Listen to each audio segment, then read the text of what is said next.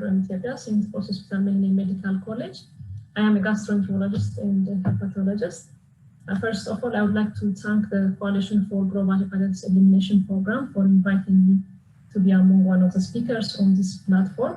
So today I'll be presenting on models of testing and treatment of hepatitis B in high prevalence setting in sub-Saharan Africa.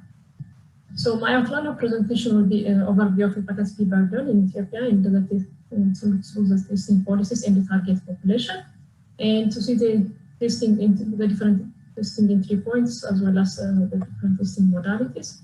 I would also go through the hepatitis B reporting and linkage systems and evaluation of hepatitis B virus for treatment and the different challenges which are encountered during the care of hepatitis B virus patients. And finally, I would suggest some hepatitis B operational research opportunities for the future. So when I start with the overview of hepatitis B burden, as you all know, Ethiopia is located in the Horn of Africa, which is the second most populous nation with 109 million population size reported in 2018. So based on the World Health ranking on liver disease mortality in 2017, Ethiopia stood 42nd in the globe.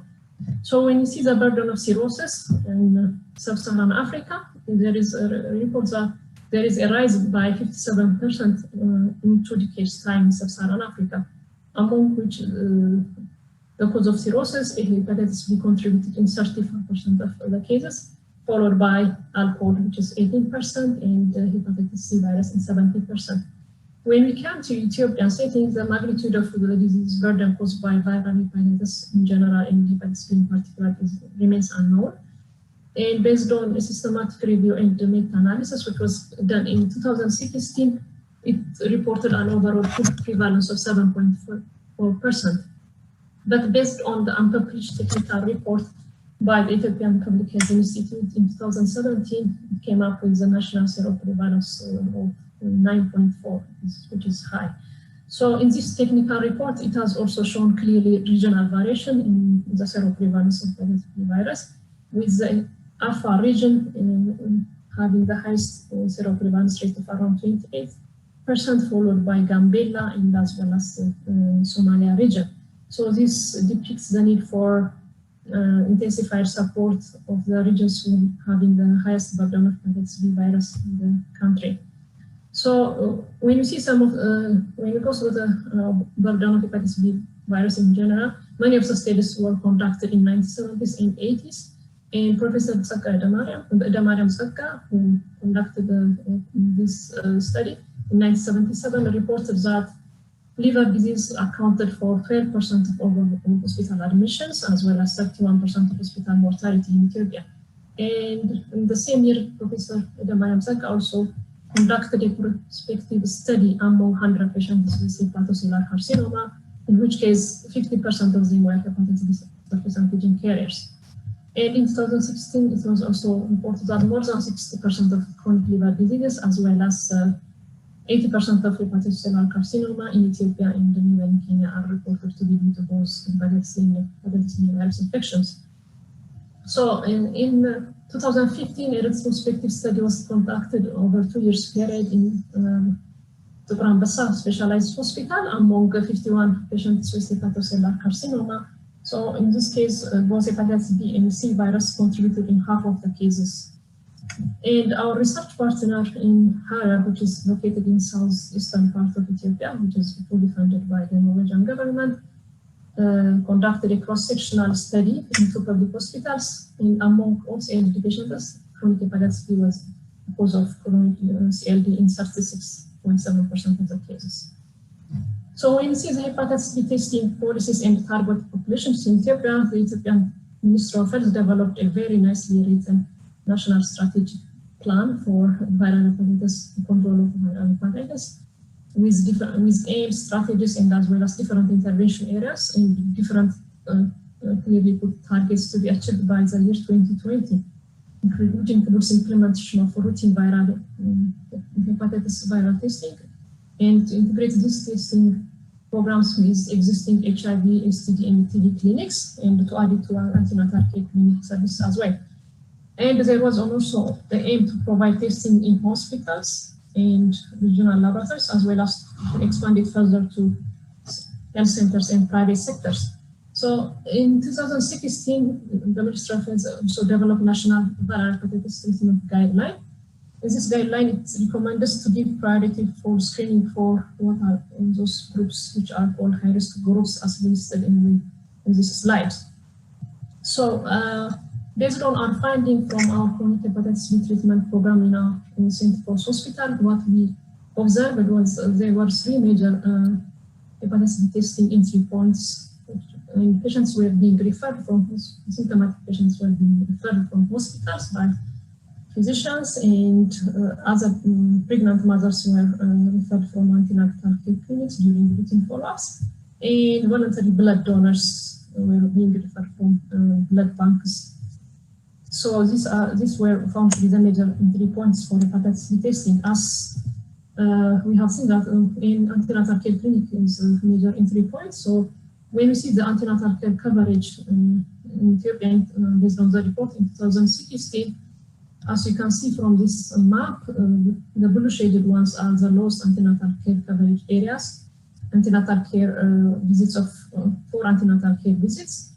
This is the percentage is as low as 12 to 16%. But the highest antenatal care visits, which is shaded in red, is pinpointed in the center. This is the capital city, Addis Ababa, ranges between 65 to 89%. As we can see from the bar graphs, when we see the utilization of antenatal care services in Ethiopia to the rest of the globes, the blue shaded ones are single antenatal care visits, the red ones are 4 antenatal care visits. So Ethiopia clearly has been shown lowest antenatal care service utilization.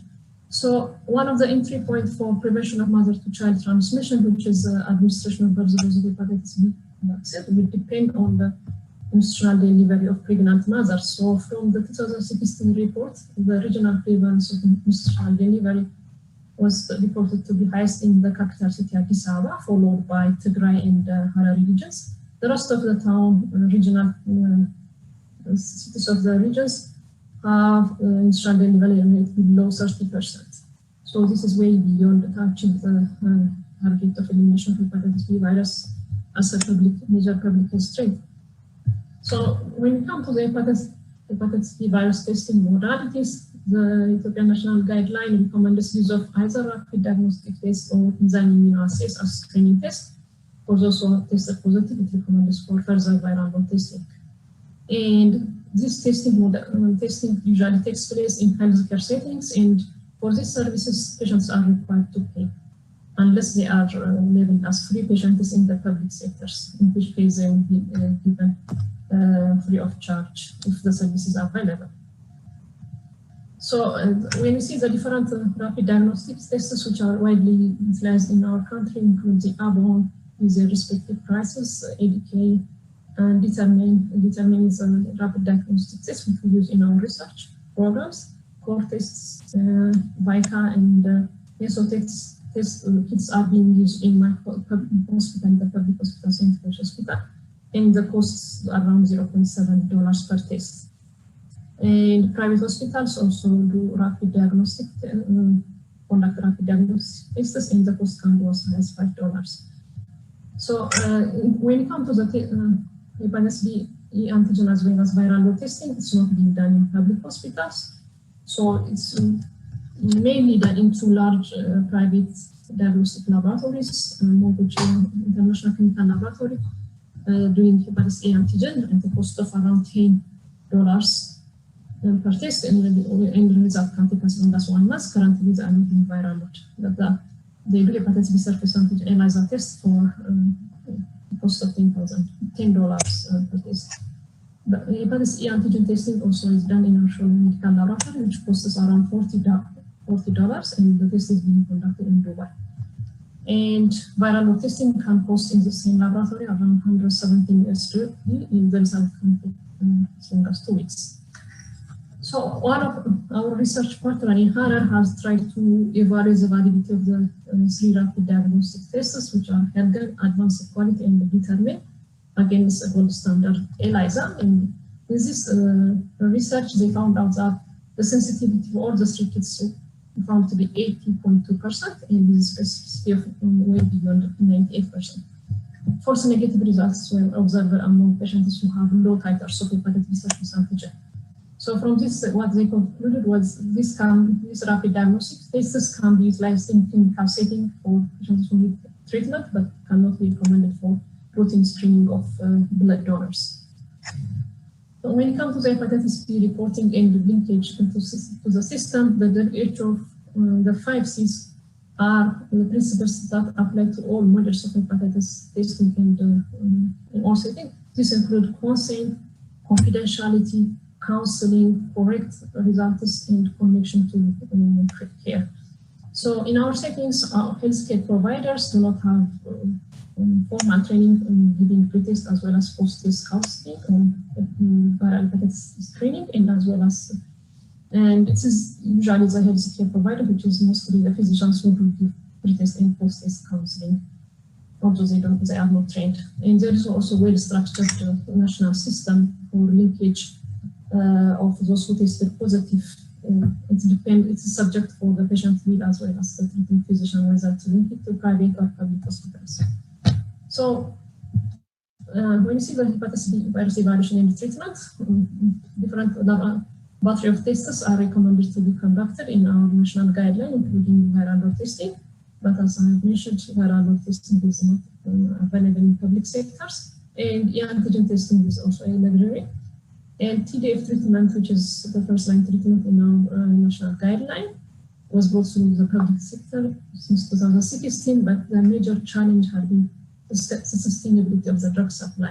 There were oftentimes that patients were forced to interrupt their medication because of unavailability. And whenever it's available, there is a wide fluctuation in the cost of the drug, ranging between $5 to $6 per month. It says that treatment hormones are relatively strict, but we don't have data to show, and there is no percentage of hepatitis B vaccine available, and we don't have a well-organized PNC program in our country. So when we talk about model of success for hepatitis B treatment program, we talk about St. Paul's Hospital Medical College chronic hepatitis B treatment program. It was established in 2015 by the help of the Norwegian government, and this is the first biggest chronic hepatitis B pilot treatment pilot program. And in this program, we have shown that antiviral therapy of chronic hepatitis B can be realized into good clinical as well as virological response. And early mortality was observed in those patients with decompensated cirrhosis, and underlines the need for early testing as well as timely initiation of antiviral therapy in sub-Saharan Africa. So what are the major hepatitis B care cascade challenges? As we all know, globally among those chronic viral hepatitis patients, only 5% are screened, aware of their infections, and among those who are aware, 1% are only put on treatment. So the major challenge had been in our settings, lack of effective testing policies or national standards, weak or non-existent hepatitis surveillance programs, lack of national policies for use of licensed in vitro diagnostic tests, limited facilities or services for hepatitis testing in quality assurance systems, lack of trained manpower, absence of referral system, lack of sustainable drug supply, and absence of burst dose of hepatitis B virus vaccine, and absence of monitoring and coalition system, lack of tracing of patients who are lost from care, use of quality testing kits and reagents, and lack of financial finance for the viral hepatitis program, unlike that of HIV, TB, and malaria programs, have been a major challenge. And what would be the key forward? And one should assess the national hepatitis burden, and one should establish a national governance structure and coordination mechanisms, and develop evidence-based national plan strategies, and also set national targets and define indicators. And one should estimate the cost of implementing this program and mobilize resources, allocate budgets, identify key stakeholders and partners, and remove legal and regulatory barriers. And one should also end policies and practices that promote low stigmatization of patients and raise national awareness of viral hepatitis program in general. So among the key the 5 core intervention areas to end hepatitis B epidemics is timely administration of birth dose of hepatitis B vaccine for prevention of mother-to-child transmission. So when we see this graph, which was when we see the report by WHO in 2014, Ethiopia is one of the nations who had not included hepatitis B birth dose vaccine globally, based on the WHO report. So elimination of hepatitis B infection as a public health threat requires reduction in the prevalence of hepatitis B surface antigen to less than 0.1% in children and 5 years of age.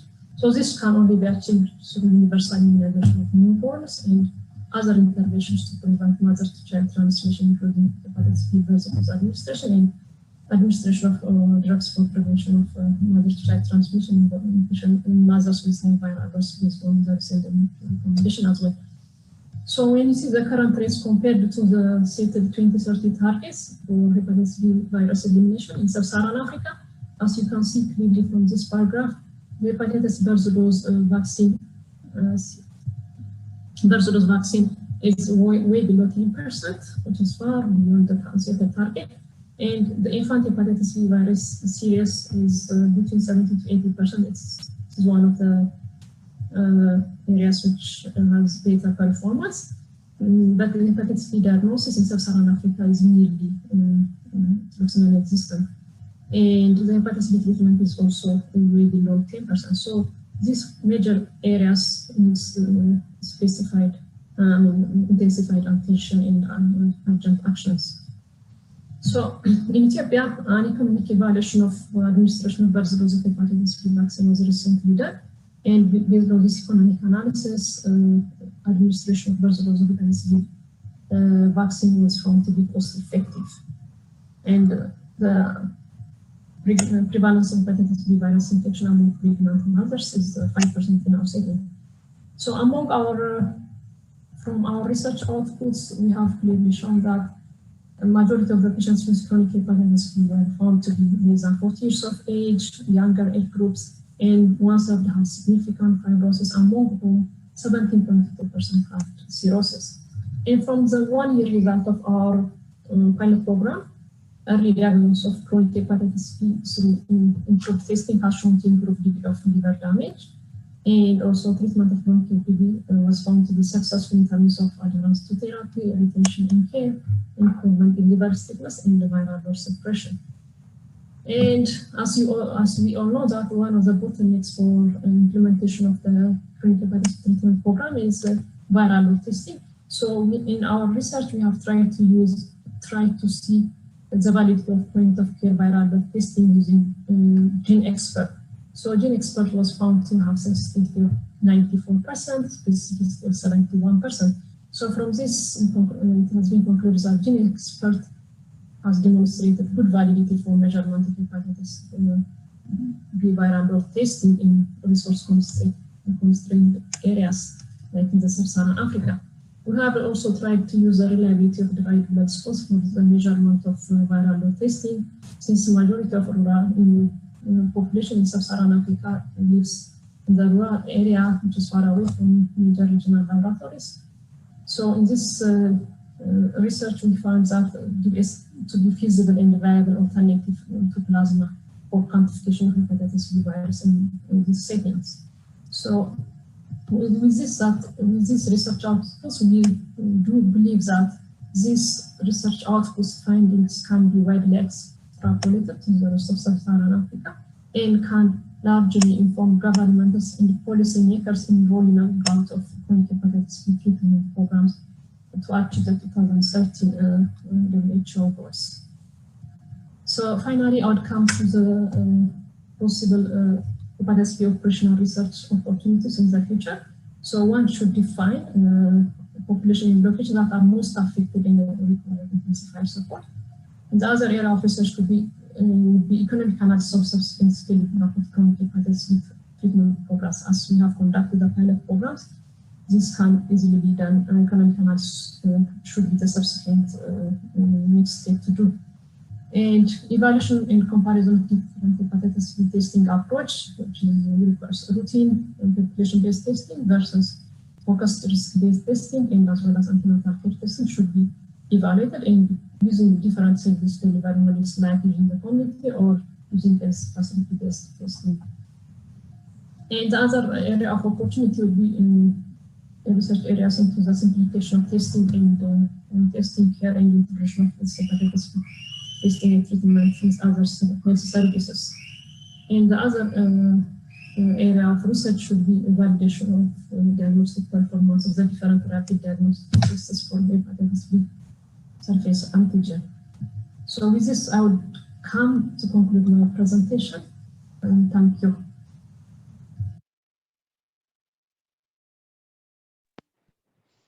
Thank you very much, Dr. Hanna, for the excellent comprehensive presentation. Are you available to come off mute and on video for a moment? Dr. Hanna, there was a few questions in the chat box really focusing on the PMTCT cascade and prevention of vertical transmission. And you've pointed to a few policies that really promote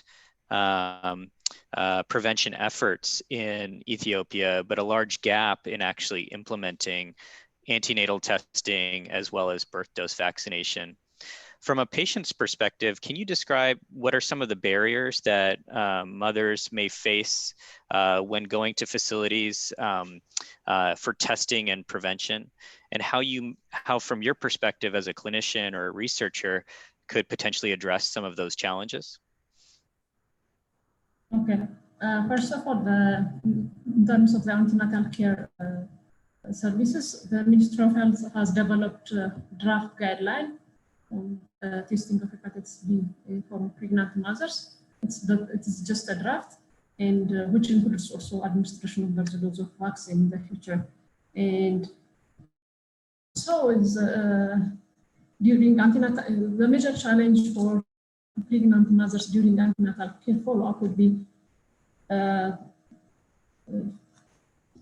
awareness of healthcare workers themselves to test and link these mothers to care. So training of healthcare workers in all areas, not only urban and rural areas, is one of the major challenges.